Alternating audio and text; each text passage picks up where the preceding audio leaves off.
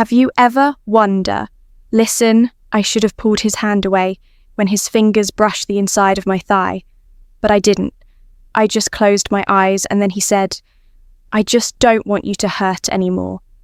Sounds harmless, doesn't it? But that one sentence, it touched something inside me I had buried for years. From that moment on, I knew I wasn't the same woman anymore. If you've ever silenced your feelings in the name of right and wrong, stay with me. This story isn't just about guilt. It's about the truths we're too afraid to say out loud. And if you're ready to claim your silent confidence, hit like, subscribe, and comment. Claim my space below. Let's continue this journey together. Now, let's begin if this story stirs something in. You don't forget to hit that subscribe button. I have more to share, much more. They dubbed it a miracle that I made it through 3 years ago. A semi-truck crashed into my car's passenger side, flipping it 3 times. I woke up 2 weeks later, rods in my legs, screws in my hips, and pain etched into every inch of my body. The doctor said it could have been a lot worse. You're lucky, they said, lucky to be alive. But when you can't feel your legs and need help just to sit up in bed, that word lucky turns bitter. I lost more than just movement. I've lost the woman I once was. Mornings turn silent. My body feels like a stranger. What do I see when I look in the mirror? An unfamiliar face. I turned into someone others felt sorry for. They whispered about her in grocery stores. She used to be so full of life. No one deserves that kind of silence. Then he arrived home. Wow, it's taller than I recalled, more powerful, not quite a boy anymore. He glided through the house, exuding quiet confidence. His voice dropped hands steady as he effortlessly lifted me from my chair, amidst painkillers and cold sheets. Something else began to stir within me. Not only cared for, truly seen, moved, got it, I didn't want it. I definitely didn't see that coming. Sometimes healing comes from unexpected places. At 17, I signed the papers that made me his mother. It was never meant to last. They labelled it temporary foster placement just until his real family sorted things out. Months flew by, turning into years, and by the time he hit 5, no one ever showed up for him, just old enough to vote. I fed him, bathed him, and brought bedtime stories to life with voices and sound effects. He called me Mum before I was ready to embrace its weight. Yet over time, it began to feel like it truly belonged. It's officially ours. I'm in my mid-40s now. Life has a knack for flipping the roles. You believed were set in stone. I had to leave my job at the community library after the accident. I was unable to drive. I couldn't even tackle the stairs. My body let me down in the most personal ways. Washing my hair, getting dressed, using the toilet.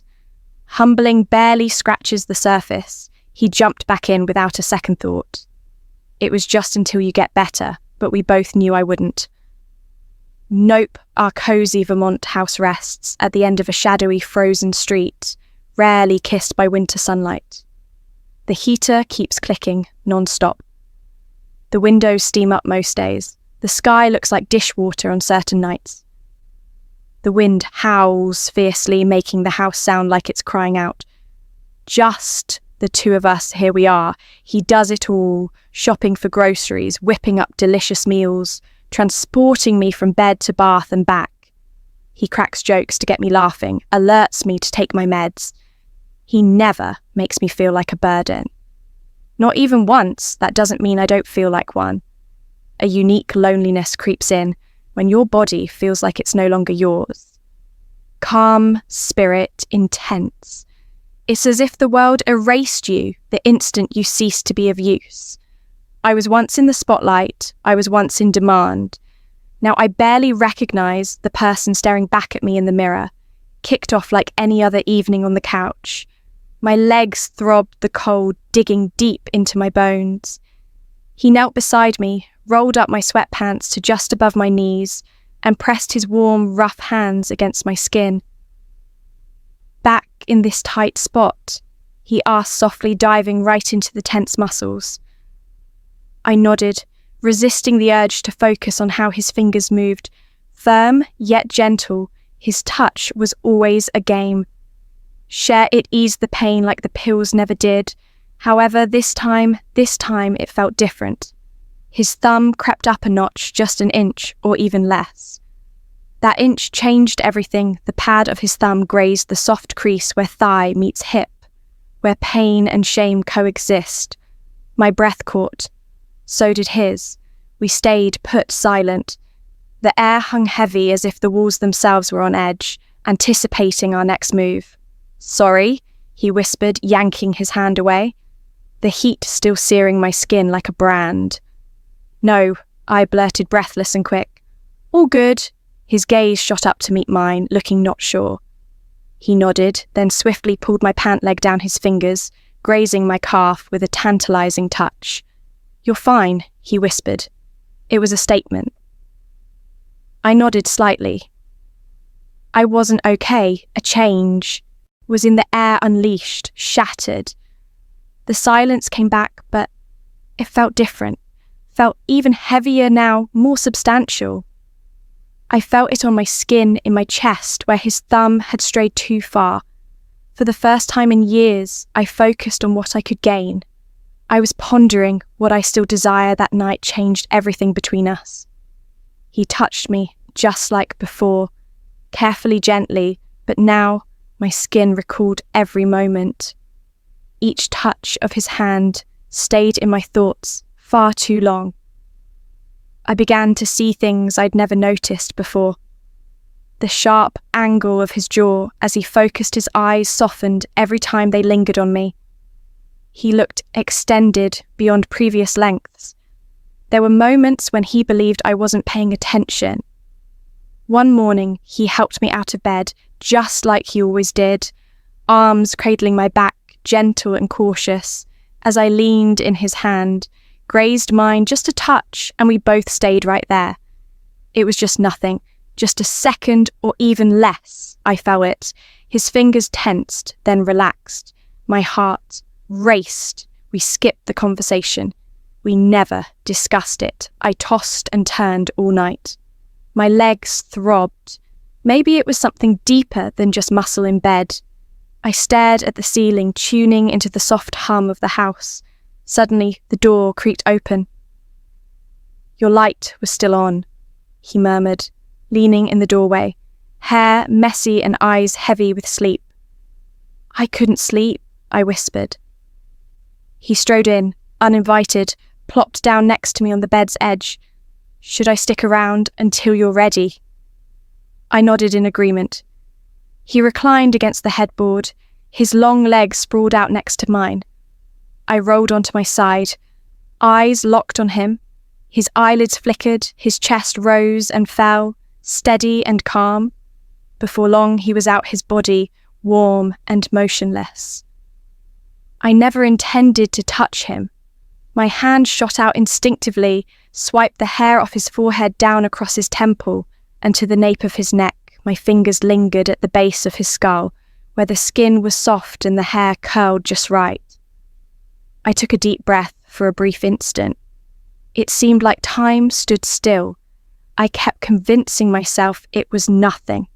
A weary hand, a drowsy pause, a mum soothing her little one. The lie grew weaker with every utterance. He never brought up that night, never questioned why my hand found its way into his hair. I lingered at the base of his neck, memorizing every detail, but then his gaze shifted softer, slower, as if he were observing something delicate, bracing for a break. And God help me, something within me was shattering every time he touched me, whether it was pulling a blanket over me, helping me from the bath, or brushing a loose strand of hair from my face. I felt it. The heat, feel the burn. My body couldn't tell tenderness from hunger anymore. I knew it was a mistake. I kept that in mind all the time. My eyes always darted to his forearms whenever he lifted something. His shirt clung to him every time he stepped in from the cold. His smile took my breath away every single time. Logic dragged while sensation zipped by. We kept it silent. Nope, not directly. Yet there were pauses, now extended versions and style. He'd reached for a cup, and my hand was already there. His fingers brushed against mine and lingered. Silence enveloped the kitchen post. Dinner heavy and suffocating. We danced around it as if it weren't already all around us. I aimed for normally. Folded laundry, discussed the weather, inquired about his day. It all felt like acting in someone else's story. I wanted to end it. I had no idea how a part of me buried under years of silence and sacrifice didn't want to stop it at all. It all went down on a Thursday, cuddled up on the couch, blanket wrapped around my legs. I watched the rain race down the windows. He burst in from work drenched by the downpour, his t-shirt clinging to his chest. His hair dripped with moisture. His hands were raw from the biting cold. "You good?" he asked, kicking off his boots at the door. "Just cold." I whispered. He vanished for a second, then came back with a dry towel wrapping it around my shoulders. He plopped down next to me, almost there, more intimate than ever. No words exchanged. All that could be heard was the relentless ticking of the wall clock and the gentle drip of water from his sleeves. His hand slipped under the blanket, finding mine fingers lagging. "Absolutely." I stayed right there. "You're trembling," he murmured. "It's nothing." I shot back. His thumb raced along my knuckles. "You've been pretty silent recently." I glanced over, and there he was already watching me.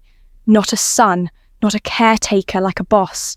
"If this feels wrong," he whispered, "just tell me to stop." I spoke up yet. Silence reigned. I leaned forward before my mind even registered it. Then he kissed me. Not softly, not with care like a storm poised to unleash its fury on land. His hands cradled my face. My fingers gripped his damp shirt tightly. His heat pressed against me, a mix of tension and trembling breath. I should have put a stop to it. I should have backed off. But I didn't. I kissed him right back. It felt like I had been waiting forever for that moment, and suddenly it hit me in that kiss. Only bliss, no wheelchair available, own it absolutely, thrilling craving. And the harsh, stunning truth hit me. I wasn't numb anymore. No words were exchanged afterward initially. No, only our breathing broke the silence in the room. Our foreheads touched. I held on to his shirt, afraid that releasing it would unravel everything we just created. Then he pulled back slightly to meet my gaze. "Take a good look at me. You know?" He started, voice low. "You're not my real mother." I blinked, my stomach plummeted. "I've always known." He said, sensing my panic. "No one ever mentioned it." But I cracked the code. "Years ago, you never mentioned it. You never needed to." I opened my mouth, but silence filled the air. "It doesn't change a thing," he shot back. "Not my thing. This wasn't confusion. Just so you know, this was strength. I didn't kiss you out of loneliness or confusion." He breathed out his fingers, grazing my cheek. "I kissed you because I've loved you forever, not in a motherly way, as my saviour, the one person who truly made me feel significant." My throat constricted. I always knew deep down that he wasn't my blood hearing it out loud. Calm and clear shifted something within me. It felt like the floor beneath us had tilted just a bit. I remained his mum. The world recognised us as such, but the bloodlines that once seemed like walls suddenly opened up like doors. I should have felt free, yet all I felt was an even heavier guilt. Love, no matter how genuine, often carries a hint of shame. "What does this make us?" I whispered. "It keeps us real," he shot back.